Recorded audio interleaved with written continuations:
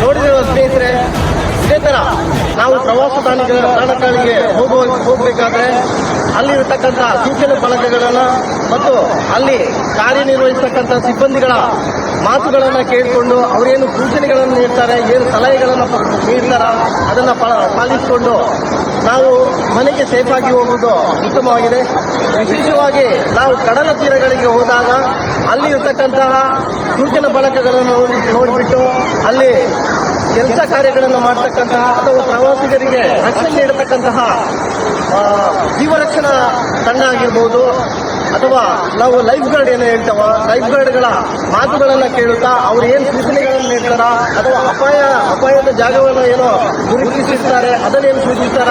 ಅವರ ಮಾತಿಗೆ ಬೆಲೆ ಕೊಟ್ಟು ಅವರ ಮಾತನ್ನ ಆಲಿಸಿಕೊಂಡು ಅದೇ ರೀತಿ ಪ್ರವಾಸಿ ಮಿತ್ರ ಅಥವಾ ಟೂರಿಸ್ಟ್ ಪೊಲೀಸ್ಗಳು ಇಲ್ಲಿ ಕರ್ತವ್ಯ ನಡೆಸ್ತಾ ಇರ್ತಾರೆ. ಅದೇ ರೀತಿ ಹೋಮ್ ಗಾರ್ಡ್ಗಳ ಗೃಹ ಇಲಾಖೆಯ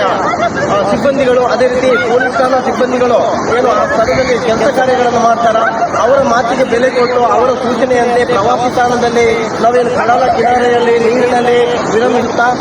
ಅವರ ಮಾತಿಗೆ ಬೆಲೆ ಕೊಟ್ಟು ನಾವು ನಮ್ಮ ಜೀವಕ್ಕೆ ಅತಿ ಅಮೂಲ್ಯವಾದ ಬೆಲೆ ಇದೆ, ಆ ಜೀವವನ್ನು ಉಳಿಸಿ ನಾವು ಸೇಫಾಗಿ ಮನೆ ಹೋಗುವುದು ಉತ್ತಮ ಅಂತ ಹೇಳುತ್ತಾ ಈ ಒಂದು ಅನೂಪ ಪ್ರದರ್ಶನವನ್ನ ನೀಡಿದ್ದೇವೆ. ಇದನ್ನು ಇದೇ ರೀತಿ ಆಗದಂತೆ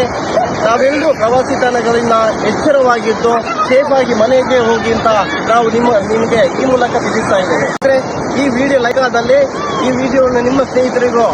ಶೇರ್ ಮಾಡಿ, ಈ ಒಂದು ಚಾನೆಲ್ ಏನಿದೆ ಅದನ್ನು ಸಬ್ಸ್ಕ್ರೈಬ್ ಮಾಡಿ ಅಂತ ನಿಮ್ಮಲ್ಲಿ ಕೇಳ್ಕೊಳ್ತಾ ಇದ್ದೇನೆ.